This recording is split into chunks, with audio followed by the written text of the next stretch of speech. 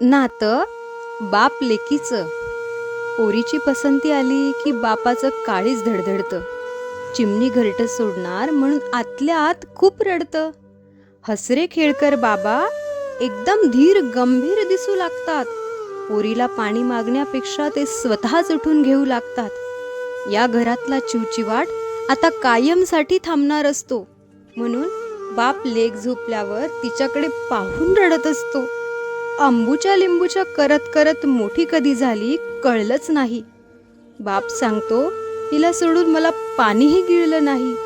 दिवसातून एकदा तरी मायेनं जवळ घ्यावं वाटतं, पण परक्याचं धन असलं तरी मात्र द्यायला नको वाटतं. उठल्यापासून झोपेपर्यंत बाबाची काळजी घेत असते. आज ना उद्या सोडून जाणार म्हणून पोरगी जास्तच लाडाची असते. पोरगी जाणार म्हटलं की बाप आतून तुटून जातो. कळत नाही बैठकीतून अचानक का उठून जातो. इकडे तिकडे जाऊन बाबा गुपचूप डोळे पुसत असतात. लेकीचं कल्याण झालं म्हणून पुन्हा बैठकीत हसत असतात. तिचा सगळा जीवनपट क्षणाक्षणाला आठवत राहतो.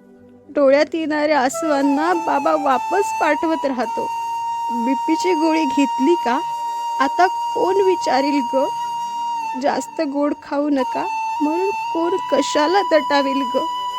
बाबा कुणाचं ऐकत नाही, पण पोरीला कधीही नकार देत नाही.